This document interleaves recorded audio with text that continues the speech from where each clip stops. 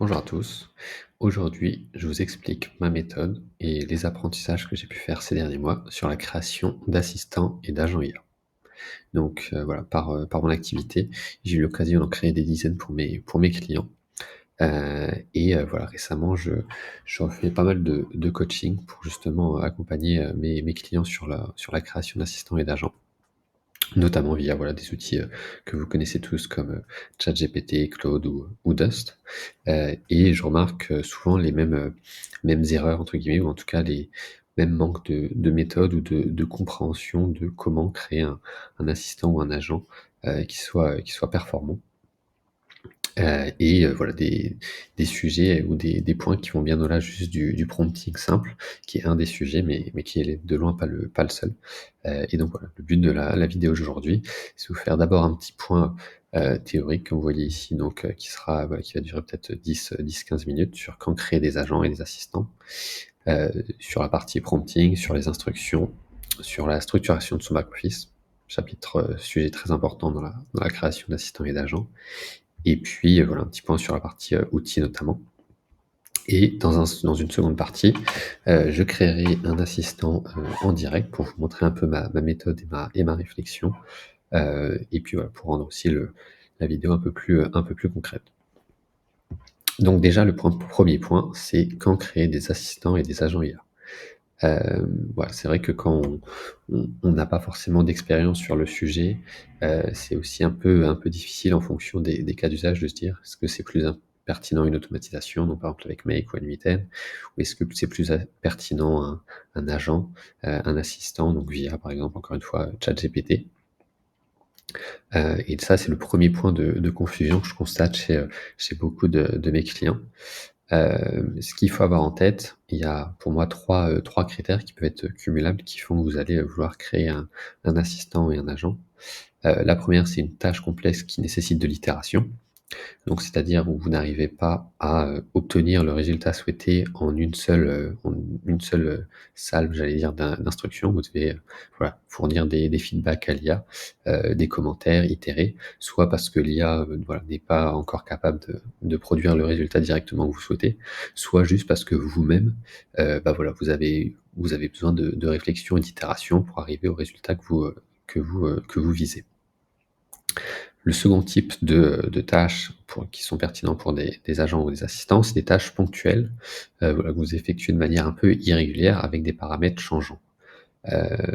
Concrètement, ça va pas forcément être des tâches complexes, mais ça va être des tâches qui vont être difficiles à automatiser, parce que, encore une fois, la configuration, il y a la force des choses, vous pouvez pas, définir un process stable et récurrent pour ces tâches-là. Et donc, voilà, vous allez plutôt passer par un assistant ou un agent qui, permet d'être plus flexible sur ces points-là. Et puis le dernier critère qui peut être intéressant pour la création d'assistants ou d'agents, c'est les tâches nécessitant un contexte, étendu.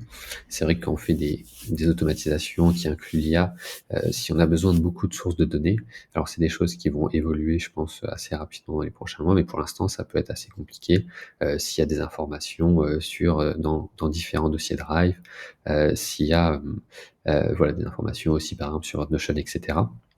Et puis en plus, s'il y a énormément de contexte, c'est aussi quelque chose qui peut coûter, assez vite, cher en termes de nombre de tokens, si on passe via l'API des différents modèles. Là où si vous passez par, voilà, ChatGPT ou Claude et cetera, vu que de toute façon c'est forfaitaire, c'est un abonnement, fixe, vous pouvez mettre autant de contexte que vous souhaitez et vous n'avez pas de répercussions en termes de coût.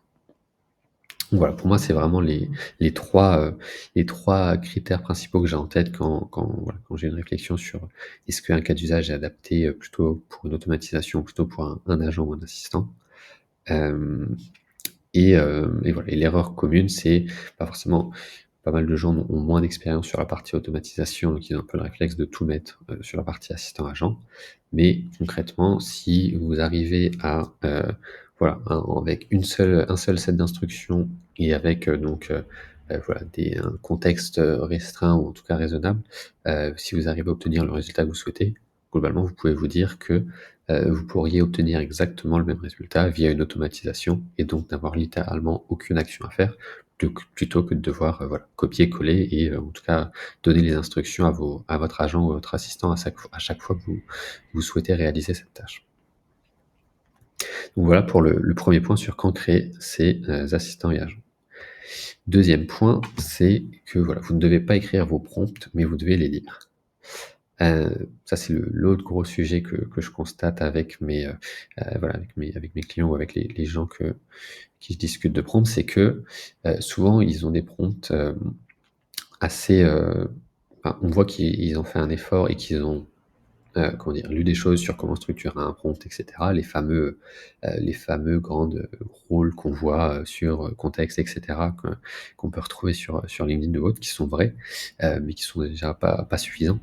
Heu et puis qui sont surtout un peu lourds à toujours, recréer soi-même, avoir toutes les bonnes pratiques en tête et cetera. Donc c'est pour ça que la structure est rarement bonne dans les prompts que je vois. Mais ce qui est normal parce qu'il y a pas de voilà, donc c'est des choses que les gens font encore manuellement et ce qui est pas le plus efficace. Et voilà, c'est ce que je mentionne, c'est que c'est quand même crucial pour la bonne compréhension des instructions, par l'IA. Et donc ce que voilà, moi mon point, c'est que votre responsabilité, c'est surtout la clarté des instructions et là-dessus, on le verra le point juste après, il y a aussi, pas mal de choses voilà, à revoir ou en tout cas à avoir en tête. Mais ensuite, sur la partie, structure du prompt et j'allais dire mise en forme, ça vous pouvez totalement laisser l'IA le faire. Je vous montrerai lors de la phase de démonstration. Voilà, vous pouvez en gros globalement, j'ai créé un prompt que je vous partagerai aussi, dans cette ressource, heu, dans lequel j'ai compilé toutes les bonnes pratiques que je peux trouver à la fois sur le web et à la fois de mon expérience en termes de structure.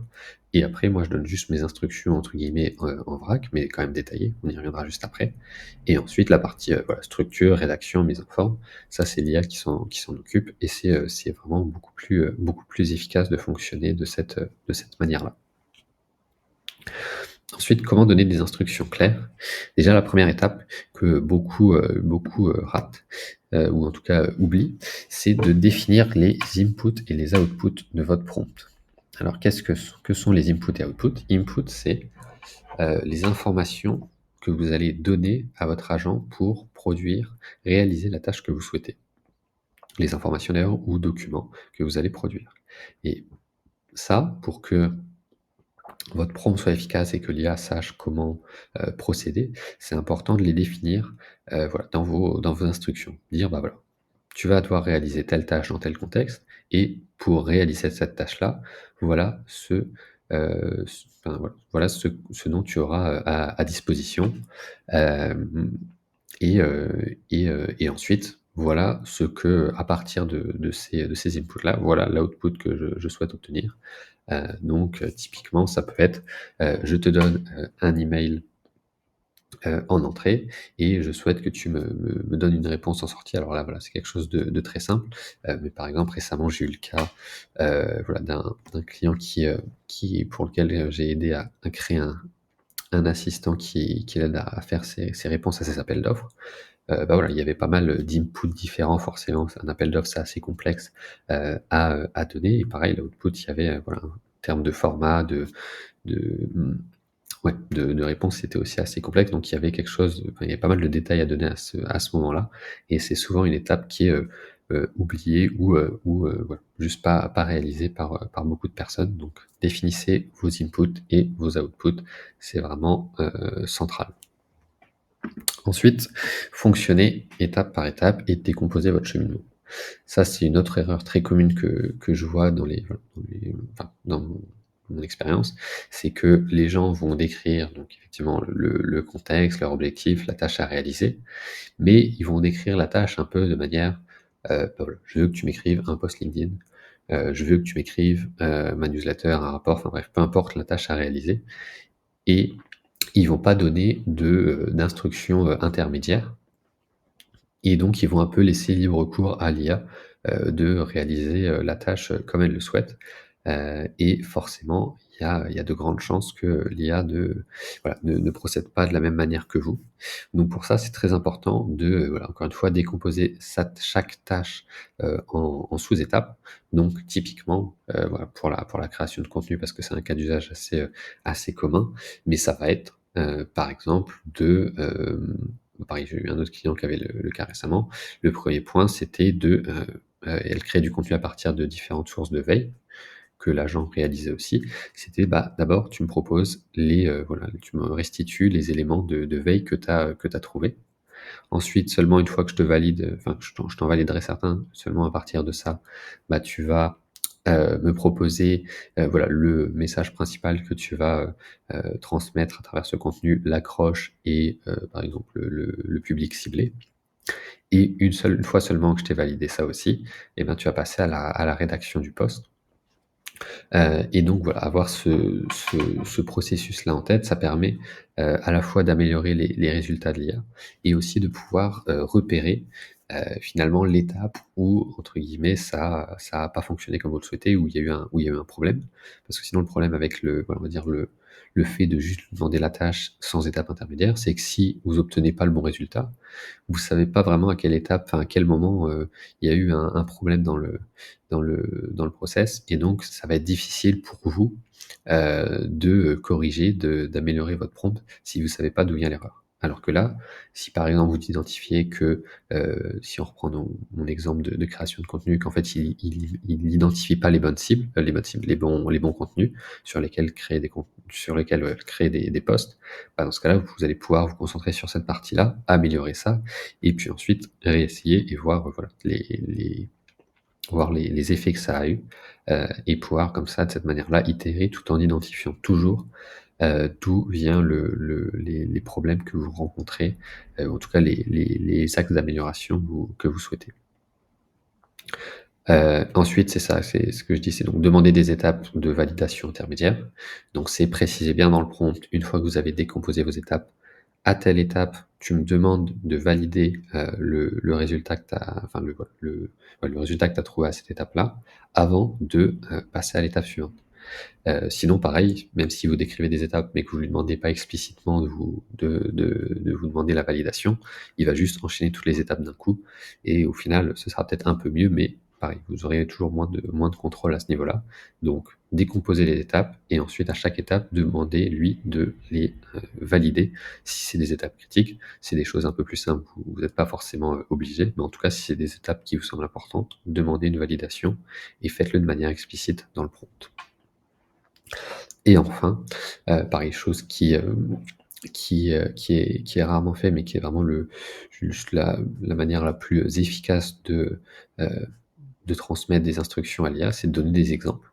Donc, que ce soit des exemples, d'input, et d'output, comme je vous le disais, en intro de cette section, mais aussi des exemples, voilà, des résultats d'étapes intermédiaires, et on le verra aussi dans la partie, méthode de création. Vous pouvez aussi donner des exemples quand vous avez un prompt à améliorer.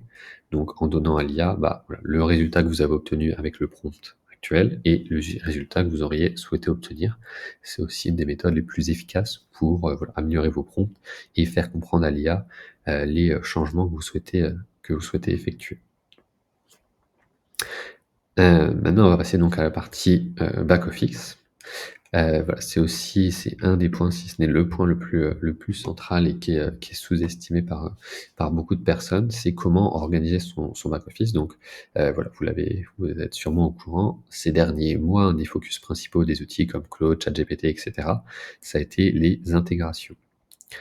Donc développer des intégrations avec Gmail, Google Drive, Notion, Asana avec, voilà, pas mal d'outils SharePoint, pas mal d'outils assez courants, sur lesquels, bah, voilà, on a tous, on peut avoir potentiellement beaucoup d'informations, qu'on souhaiterait rendre accessibles à l'IA pour effectuer certaines tâches.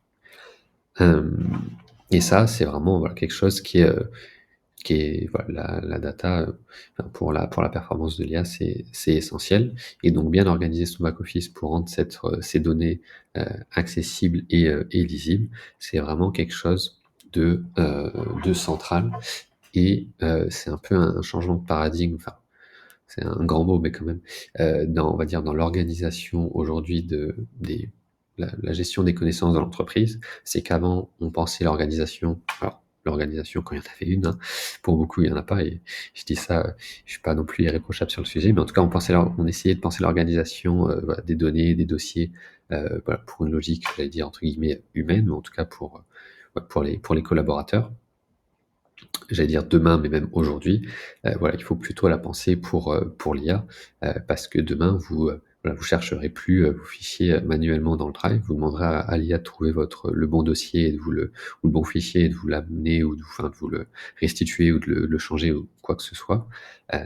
Et donc voilà, ça c'est un changement un peu de paradigme sur la manière dont on organise nos données et donc c'est important de l'avoir en tête et de commencer, voilà, dès maintenant à penser, voilà, vos drives, votre Notion pour que, voilà, il soit plus facilement entre guillemets «exploitable» par l'IA, plus que par, vous directement.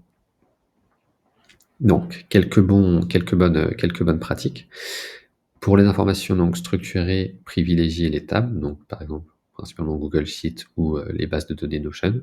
Ce que j'appelle des données structurées, ça va être, des tableaux avec enfin des tableaux, des ouais, des documents ou en tout cas des informations, avec des champs types définis, type, voilà, des trucs assez classiques comme un peu un CRM, des dates, des labels, des catégories, ce genre de choses. Hem Ça, voilà, c'est intéressant de le mettre dans des tables, dans des Google Sheets ou bases de données Notion. À l'inverse, pour du contenu texte, document ou PDF, voilà, pour du contenu texte, voilà, privilégier les documents ou PDF. Donc encore une fois, les pages Notion, ça fonctionne bien aussi, avec une petit élément à avoir en texte sur lequel je reviendrai juste après, ou les dossiers, voilà, Google Drive, ou SharePoint ou, voilà, peu importe le drive dont vous vous servez. Et le mieux, c'est de combiner les 2, notamment dans Notion, ça c'est assez intéressant. C'est que vous pouvez donc avoir une base de données, donc quelque chose d'assez structuré dans lequel l'IA aura pas de mal à se retrouver et si vous donnez, voilà, par exemple, je sais pas, si vous avez des catégories dans cette base de données et que vous l'expliquez à l'IA, elle saura très facilement identifier, voilà, les lignes, correspondantes. Et ensuite avoir dans ces records-là, voilà, les pages associées et comme ça, il y a aussi, voilà, vous pouvez combiner à la fois la partie, contenu, et et heu et données structurées, dans un seul et même format. Donc c'est pour ça que Notion en termes de, voilà, de gestion de données, c'est assez pratique, mais globalement, ça fonctionne aussi, extrêmement bien sur le Drive. Il n'y a pas de souci non plus à ce niveau-là. Ensuite, c'est ce que je disais tout à l'heure, voilà, penser l'organisation de vos connaissances pour l'IA et pas pour vous. Donc la réflexion, c'est pas de dire: «Bah, comment je vais retrouver tel fichier?» Mais c'est plutôt de dire: «J'ai un assistant pour, telle tâche», par exemple la rédaction, pardon, de mes posts, LinkedIn. Donc ça peut être intéressant que j'ai dans un même dossier, à la fois l'historique de mes posts, peut-être, je sais pas, un document que j'ai sur mon tone of voice, des infos un peu génériques sur mon entreprise et cetera. Heu et puis, hem et puis, je sais pas, un document sur les cibles que j'adresse dans mon activité et regrouper ça dans un même dossier.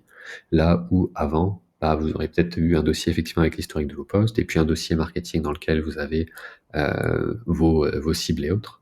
Voilà, ça c'est plutôt, voilà, penser encore une fois en, cas d'usage, pardon, tâches à réaliser par l'IA, plutôt qu'en organisation un peu, classique, par exemple, je sais pas, marketing, sales, et cetera.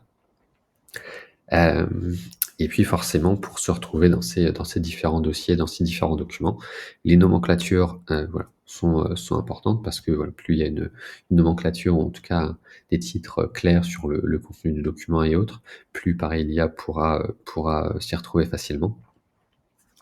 Et donc forcément c'est aussi, voilà, quelque chose qui est un peu pénible à faire et difficile à à entretenir, on va dire, de soi-même et c'est là que, bah, clairement l'automatisation peut aider, par exemple pour, voilà, appliquer toujours la même nomenclature à, vos transcripts de réunions ou ce genre de choses. Enfin, dernier concept, primordial que j'ai nommé donc, voilà, qui peut le plus, peut le moins, pas l'IA, c'est que pareil, voilà, j'ai remarqué que beaucoup de personnes ont tendance à, par exemple, notamment pour la partie, contexte, donner, voilà, voilà, par exemple, vont mettre, je sais pas, tout un dossier de leur drive, voilà, une page Notion entière. Là où en réalité, pour réaliser la tâche, en question, il y aurait besoin que certains fichiers, qu'une partie du dossier. Et donc voilà, pareil pour une question de performance, c'est toujours important de vraiment essayer de cibler au maximum uniquement les informations nécessaires à la réalisation de la tâche, parce que sinon c'est un peu comme, enfin voilà, plus il y a d'informations et plus, on va dire, chaque information en aura une importance relative, dans, on va dire, le traitement réalisé par l'IA. Et donc, voilà, c'est important de se restreindre plutôt voilà, aux informations nécessaires pour la tâche. Et pareil sur la partie, outils, je vois souvent des personnes qui créent des assistants, par exemple, un cas classique, c'est de mettre la recherche web, d'activer la recherche web sur l'assistant, alors que, en fait, toutes les informations dont tu as besoin de l'IA pour réaliser la tâche sont dans les éléments de contexte que vous lui avez fournis. Et ben, pareil, ça, c'est pas pertinent parce qu'il y a toujours un risque que, voilà, vous savez pas forcément pourquoi, mais voilà, l'IA se mette à chercher des infos sur le web, là où en fait, vous lui avez déjà donné en base de données. Donc voilà, vraiment, que ça soit dans la partie contexte, base de données ou outils, se restreindre uniquement aux choses dont aura besoin l'IA. Et enfin, une bonne pratique aussi, un outil, un document égale des instructions d'utilisation. Donc pareil, ça, erreur aussi, classique.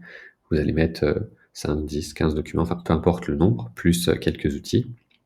Et ensuite, vous allez juste dire: «Voilà, réalise cette tâche», et l'IA est entre guillemets un peu laissée à elle-même sur la manière d'utiliser des documents. Donc vous avez une chance sur 2 qu'elle les utilise pas de la bonne manière.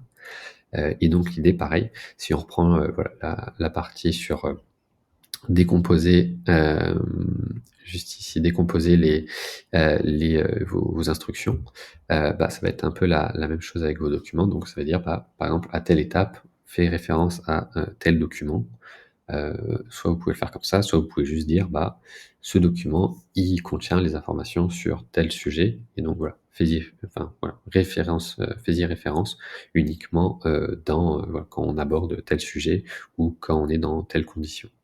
Pareil pour les outils, voilà, pour reprendre la partie, recherche web, si dans votre, process vous avez, voilà, 3 étapes, en fait, il y a les éléments en contexte et il y a une étape seulement où vous avez besoin de la recherche web, bah, voilà, écrivez-le, enfin donnez des instructions, spécifiques là-dessus et dire: «Bah, voilà, tu te serviras de la recherche web uniquement pour telle étape et pour rechercher tel type d'information». Donc voilà un peu pour la partie, théorique, j'allais dire, sur, les bonnes pratiques qu'il faut, avoir en tête, pour créer, donc des agents et des assistants IA. Et donc maintenant on va passer à la petite partie, démo. Donc je vais aller sur, Dust, qui est l'outil dont je me sers, personnellement. Mais sachez que voilà, toutes les bonnes pratiques, enfin, que j'ai partagées et voilà, tous les éléments que je vais vous partager pendant cette démo sont applicables de la même manière que vous utilisiez, voilà, Claude, Mistral, ChatGPT. C'est toujours la même logique. Donc moi, quand je crée un nouveau prompt, je commence toujours donc par utiliser un assistant donc, que j'ai créé, dont je vous parlais tout à l'heure, qui va me servir à transformer les instructions que je donne, en vrac, vous allez le voir, en un format, voilà, plus structuré, en un format plus lisible, pour l'IA. Donc voilà, je l'ai appelé, Prompt Engineer Test parce que c'est une seconde version et le test est devenu la version principale. Et donc là, l'idée, c'est que, c'est un assistant, voilà, que je souhaite créer depuis un petit moment, qui est donc, que j'ai, voilà, sûrement plus d'une centaine de posts LinkedIn, voilà, que j'ai regroupés dans un document, enfin dans un dossier Drive. Et je souhaiterais, voilà, tester de créer un assistant pour que, à partir de ces différents contenus, il me propose des ressources, des guides, des articles, des newsletters. J'ai pas encore voilà, une idée en tête très précise sur le format, voilà, pour, entre guillemets, «recycler» ce contenu, ou en tout cas, voilà, partir de ces, différents petites briques de contenu sur plein de sujets autour de l'IA et de l'automatisation, et d'en faire une ressource plus complète, plus unie. Donc c'est ce que je vais, lui expliquer. Donc d'abord le contexte. Je suis, freelance en IA et automatisation. Je trouve mes clients en créant du contenu sur LinkedIn. Et j'ai compilé, enfin, ou plutôt je compile, hop, je compile tous mes posts LinkedIn dans un dossier Drive.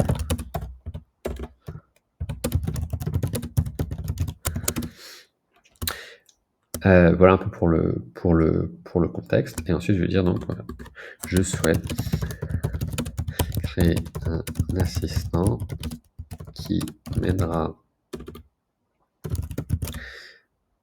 à rédiger à partir de mon historique de poste. D'ailleurs, je vais même le spécifier qui m'aidera à, ce que je vous disais, décomposer les étapes. 1.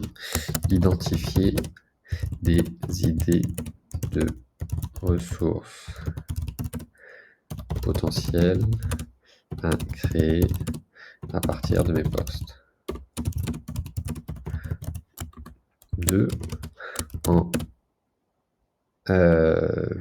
rédiger le plan. Voir les informations potentiellement manquantes. 3. Rédiger le contenu en question. Voilà. Et je vais mettre donc l'objectif est de transformer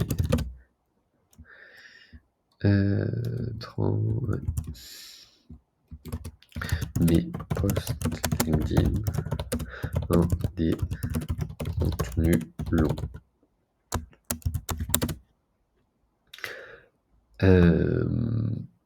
Voilà. Et donc là, effectivement, c'est une tâche que j'ai pas encore, que j'effectue pas de mon côté, donc j'ai pas aussi, malheureusement, mais voilà, ça arrive de cas, voilà, d'exemples, notamment d'output à lui transmettre. Mais c'est quelque chose que je pourrais faire dans un second temps, une fois que j'aurai exploité, le résultat de cet assistant. Donc voilà, mais là, je lui ai donné en gros les principaux éléments de contexte. Mais ça reste assez succinct, donc il y a de grandes chances qu'il me pose des questions complémentaires, voilà, pour avoir juste plus d'informations sur le prompt à créer. Donc si on regarde ici le message breakdown, vous voyez que dans mon prompt, j'ai un peu différencié les assistants conversationnels ou des assistants plus dans des automatisations, voilà, cas qu'on verra pas aujourd'hui. Et puis différencier aussi en fonction de la complexité de la demande, voilà, rédiger des prompts plus ou moins détaillés et avec une structure plus ou moins lourde, pour voilà, aussi adapter les besoins et de considérer aussi le niveau de créativité.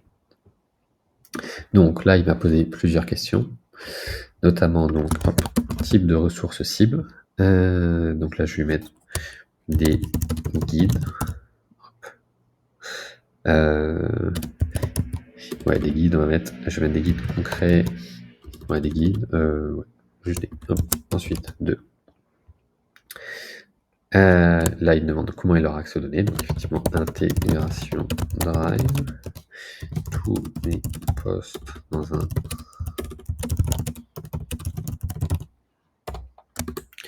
Voilà. Y a-t-il des thématiques spécifiques sur lesquelles vous vous concentrez le plus? Ça va être principalement de la méthodologie.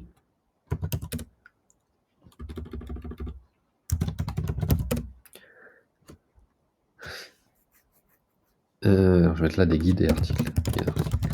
La méthodologie sur l'implémentation d'automatisation et des analyses du marché.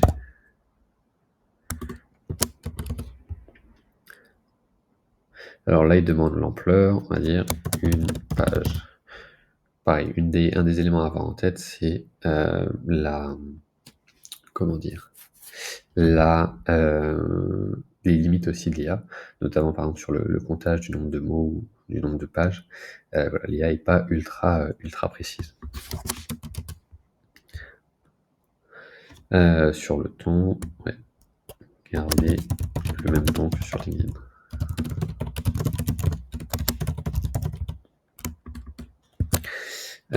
Et je vais mettre à chaque étape, demander validation avant de passer à la suivante. C'est ce que je vous mentionnais tout à l'heure.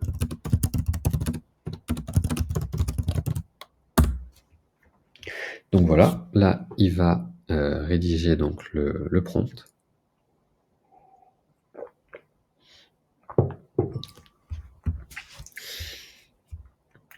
Et donc là, vous voyez que ouais, il fait quelque chose d'assez structuré, avec les différentes phases que j'ai demandées, validation d'utilisateur, de la longueur et pas mal de choses. Donc ensuite, une fois que vous avez la première version de votre prompt, l'idée ça va être de créer l'assistant. Donc là, je vais venir copier ce prompt-là, et puis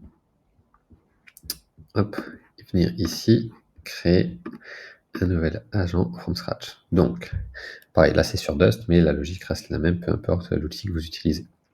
Donc je vais venir copier-coller mon prompt, et le premier sujet, alors effectivement, vous aurez moins de possibilités peut-être sur ChatGPT ou sur Claude, mais ici donc on va pouvoir venir choisir le modèle. Donc là, je vais choisir un modèle plutôt d'anthropique, qui est souvent plus pertinent dans la rédaction de contenu en français. Donc je vais rester sur Claude 4.5, et sur le Reasoning Effort, je vais le mettre en Medium. On va tester ça comme ça, parce qu'il y a un peu besoin de raisonnement sur la partie identification des idées de contenu.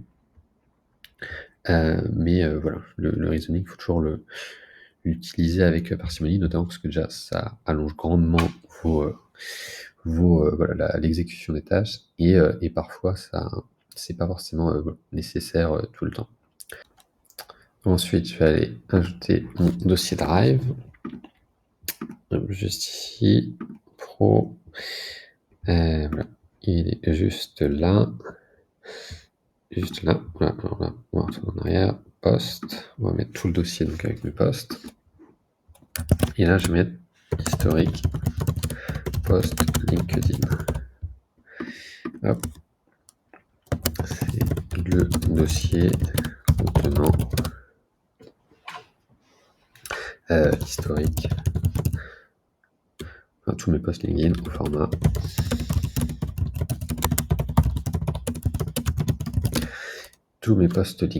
au format Google. Hop. Et là, je vais faire Save. Et ensuite, je vais aller ici dans Add Tools. Et là, je vais lui mettre donc la partie agent memory. Pareil, sur la partie mémoire, il y a certains cas d'usage sur lesquels vous allez vouloir, sur lesquels c'est pertinent, d'autres pas. Globalement, la question à vous poser, c'est est-ce que chaque exécution de tâche va être liée et va bénéficier, si on se souvient des exécutions et des conversations précédentes ou pas? Typiquement, pour l'assistant dont je me sers pour la création de prompts, j'ai pas intérêt à ce qu'il se souvienne des prompts précédents que j'ai créés. Il y a plus de chances que ça crée de la confusion que ça ajoute réellement de la valeur. Et je vais mettre donc la partie recherche web. Et donc là, j'ai fait une erreur, entre guillemets, c'est que j'aurais dû, c'est vrai que j'avais pas anticipé ça, mais expliquer dans mon compte, je le ferai juste après, voilà, sur comment utiliser la recherche web et la partie mémoire. Donc là, je vais lui donner un nom, donc je vais appeler ça guide, enfin je vais appeler ça mon format. Voilà, et je vais faire save.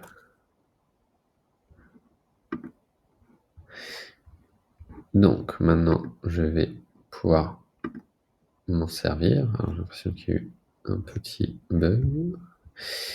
Est-ce que ça l'a bien sauvegardé? Hop, long format, parfait. Et donc là, je vais lui demander identifie 5 longs formats à créer. Donc, une fois qu'on a créé la première version de notre prompt, l'idée ensuite, ça va être de venir le tester, évidemment, et puis ensuite l'améliorer en trouvant, en lui faisant des retours.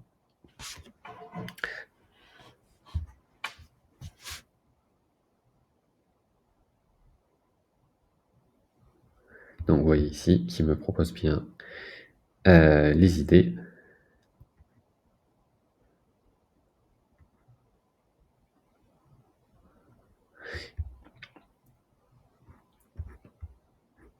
Donc voilà, que je lui ai demandé. Et l'idée ensuite, comme je disais, ça va être donc d'aller au bout de votre process, d'observer les résultats obtenus. Ensuite, soit si vous avez un historique, de les comparer avec un historique. Si vous avez un historique, ce que je vous conseille, c'est de reprendre les mêmes inputs pour une tâche que vous avez déjà effectuée, un contenu que vous avez déjà créé pour pouvoir un peu comparer ce que vous avez obtenu en réalisant la tâche vous-même et ce que vous avez obtenu avec l'IA. Et si vous n'en avez pas, d'itérer avec l'IA en faisant des retours jusqu'à arriver à un résultat qui vous convienne. Et ensuite, pareil, identifier dans la réponse initiale de l'IA ce qui n'allait pas et modifier le prompt en conséquence. Et donc pour terminer, juste pour modifier les prompts, moi ce que je fais, c'est donc que j'enregistre souvent les conversations dans lesquelles pour créer mes différents prompts, et j'y reviens et je lui donne mes retours en lui donnant notamment des exemples en disant voilà ce que j'ai obtenu, voilà ce que j'aurais aimé, modifier le prompt en conséquence. Et puis je vais mettre à jour le prompt de mon assistant, tester à nouveau et ainsi de suite jusqu'à obtenir le résultat souhaité. Donc voilà pour le petit guide et la petite démonstration. Sur ce, je vous souhaite une bonne journée et je vous dis à la prochaine. Ciao.